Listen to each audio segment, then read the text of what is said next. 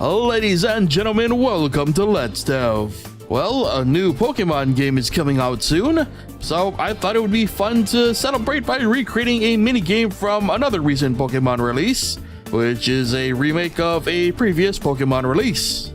Yeah, you already know, we're remaking the mining minigame from Diamond and Pearl. Alright, so as you can see, I've already started on the scene.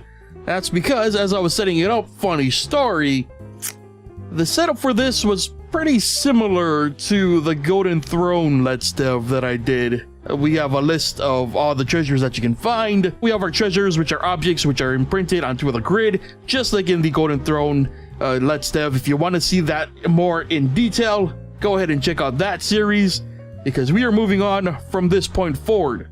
Alright, I'm not gonna lie, I set up this project like a month ago, and I don't remember exactly how I did everything, so this should be fun.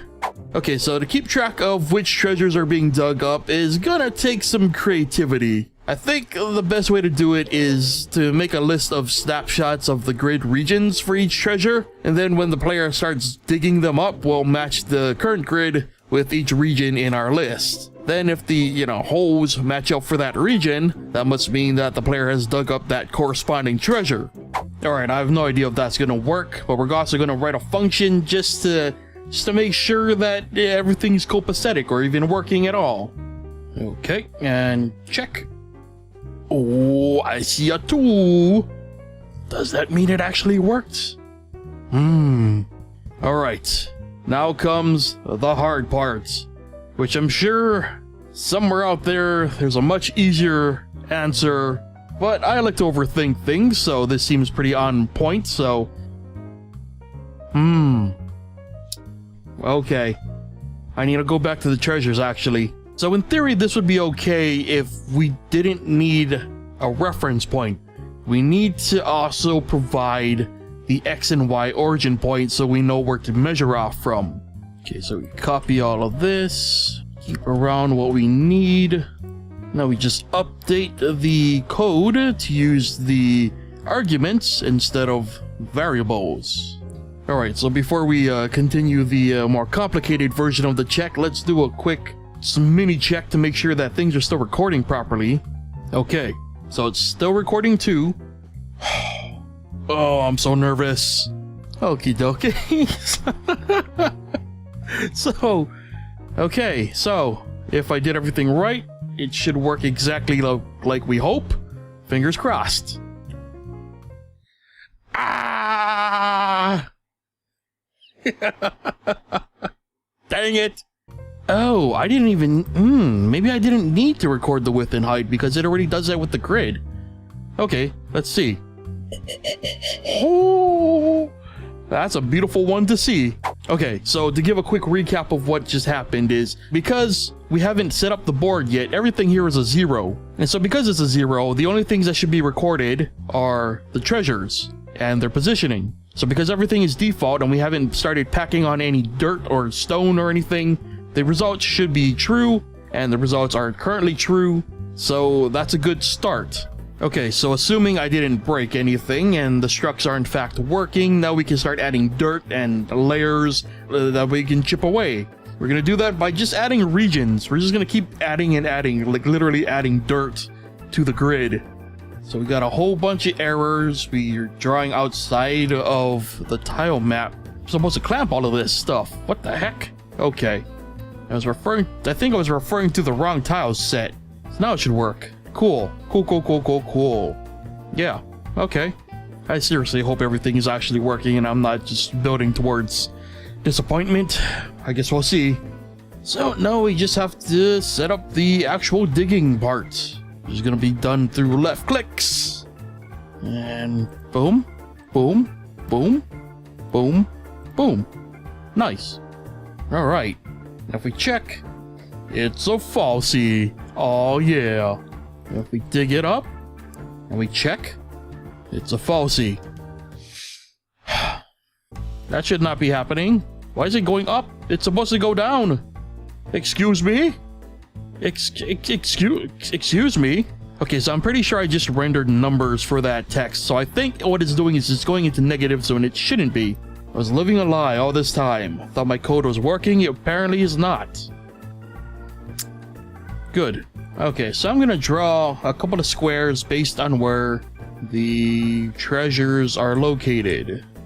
So the structs are working. They're there. Okay, let's draw the width of each grid. Let's see. So it's 4 and 4. That's okay, so that's wrong. That is very wrong. This should be a 3 and this should be a 2. I'm gonna pop the treasure code 2 frames in instead of 1 frame because maybe it's that weird game maker thing again. Nope, it's still 4. Whoa, frick on a stick. What the heck is happening? Maybe I'm using the wrong thing. Sprite get width? Why are they drawing 4x4 grids? They have specific directions to not draw unless they have a sprite and then base the size off the sprite. It's a falsie. It's a falsie. Don't get too excited. Don't get too excited. Don't get too excited. It's true. It worked. Why does it have to be that way? I don't know. I'm so dumbfounded. I've broken into song. Ah! Okay, so real quick, because I did not commentate any of that because I didn't think it would work. So I moved the code that adds the treasure to our treasure list to the sequence of creating our board, our environment. So now it works. Yay! I've literally sat here for like the last, I don't know, at least 20 minutes, just dumbfounded why none of it worked. So I'm gonna take a break and come back to this before I throw my computer out the window. Good lord. Alright, day 2, let's do this. Right, so I might just be remembering wrong, but I'm pretty sure that they changed the way that the hammer works in this minigame in the remake. The hammer was like a giant square, whereas the pick was a single tile. But then I think in the remake, what they changed about the hammer was it does a cross now. So let's set up the tools and everything associated with the tools that we're gonna need. Let's convert these button sprites into actual buttons using my button system. Alright, so theoretically we should be able to choose our tool now. Okay, that's way bigger than I thought it would be. Holy smokes. Alright, the highlighter works. I think the tool needs repositioning. There we go. That seems more in line with what they do in the game. Alright, finally. Now we can start doing the tool effects. So we already got the pick done. Now we need to figure out how we're going to do the hammer. So I think the way that we can make this work is if we use this as a base and then add everything that we need for the hammer as conditionals. That should work, I think. I have no idea if this is even going to work, but we're going to try it. 1. Okay. So far, so good. Now comes the hard part. Oh. Oh, that's right. I only did it for one side. So, I'm gonna have to figure out the damage math. I don't remember how big the cross is either. Is it 3 on each side or is it 2? I don't know what it is in actuality, but we're gonna go with that. The math on the damage, though, is gonna drive me nuts. Okay, for the sake of simplicity, because I don't want to spend a whole bunch of time wasted on math, when it comes to the hammer, the single point is going to do 3 damage, and the surrounding points are going to do 1 damage. Now we need to determine how much crack damage we do per click. Alrighty, something happened with my spawn code. And now it's not properly drawing the entire board for some reason. An oversight with my tile set that I did not anticipate. God dang it, it's fine. Okay. Our meter works now. Our crack meter. Nice. Alright, let's fancify the mining effects a bit. So basically what we're doing is adding a plink effect to whenever we hit our pick or hammer. And along with some screen shake, this should honestly give us a little bit more personality and life whenever we're, you know, picking away at those tiles. Not ideal. Probably should have added a border or something to make the screen shake less awkward with the HUD, but you know, it works. I just want to make sure the check code still works. That still works. Alright, so now we can actually do what happens when you reach the end point. Whatever that may be. All right, so now we need to do a counter for the collection of things that we get. Oh, wait, let's one step at a time. All right, we've got our collection ready to be counted. Good. All right, so we need to add treasure type to the collection of data that we get from each treasure, so we know what to award the player when they dig it up. Let's pop that one and check it. That didn't work. I broke something. I didn't really do anything different to the code. All I did was switch the checks from a overall check to individual checks for each treasure, and that still comes out 0. Are you serious? Oh no, not again. Now it comes out 1-1.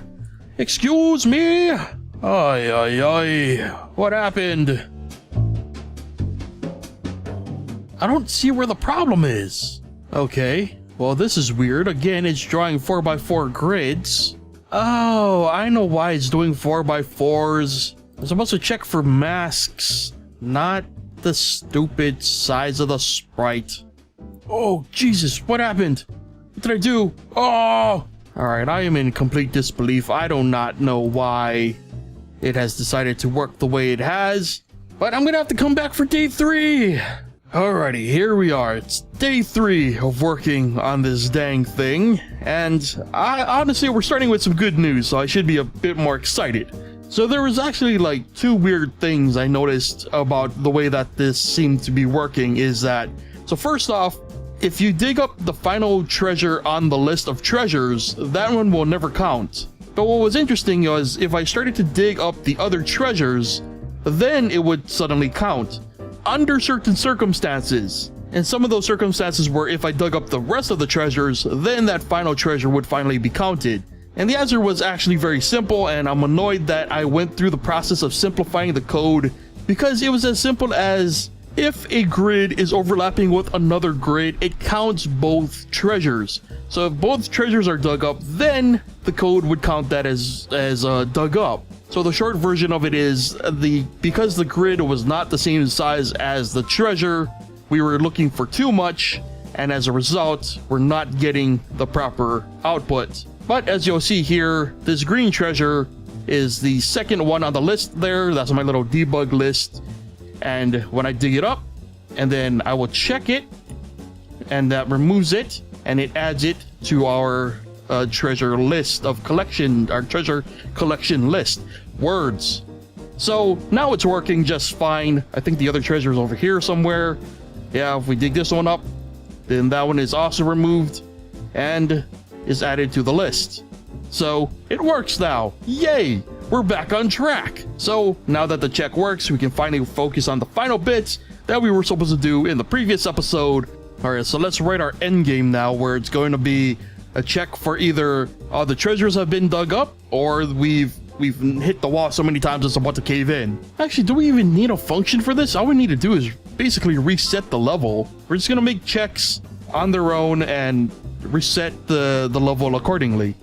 So we gotta lower the amount of damage that we do per pick, because it's way too much. Way too much. Finally, we check for the treasures anytime we hit a tile. Bam. Nice. Okay. So far, so good. The other one's over here. Boom. And it goes to the next level. Now, normally, you wouldn't see that. But, again, because we don't have an overlay or anything, we're about to crash this bad boy. And crash. Oh, it didn't crash. Oh well, this will give me an opportunity to put up an overlay so I can't cheat. Maybe I should do crash counter greater or equal than, equal to, equal then. What? We're just gonna draw a black screen over the space for now. It's not gonna look very pretty, but it'll do. Hey, there we go. Oh, well, yeah. I screwed up the tiles again. It's not supposed to be this way, but yeah, oversights can't be helped. We'll pop that one, then get the hammer. Yes. Boom. Oh, another one here. Nice. All right, gotta find the others. You know, honestly, now that I think about it, the cross was probably in the original too. I'm just remembering wrong. Oh, it crashed. Okay, at least that works now. God, this is just like the Pokemon game, man. Trying to figure out where the heck all the treasures are. Man, I rolled bad on this one. We can maybe get it? Think this is the only treasure that spawned? Nope, there's another one out there. Oh, it's gotta be here. I'm just gonna cheat just to see where it is because we're gonna mess this up. It's right there. Oh, can't even get it. Can't even get it. See, it's supposed to look more like this, you know? It's supposed to look more like a full board of tiles that you have to dig through. But somehow, because I'm me, I messed it up. Honestly, outside of, you know, obviously a few of the smaller issues, for the most part, this feels very reminiscent. Very reminiscent of the actual experience. I like it. I think if I refine this, then anytime I get the urge to dig up things, I could just play my own version. Yeah. Take that, video games. Anyway, with that said, brings us to the end of this episode of Let's Delve. So as always, if you enjoyed today's episode, consider leaving a like. Be sure to also subscribe and hit that bell for more. And let me know what you thought of the project, and especially if you can think of a better way to handle the keeping track of the treasures issue that was clearly a very big roadblock for this project. So yeah, leave your thoughts and opinions in the comments. With that, thank you so much for watching, and I'll see you guys next time.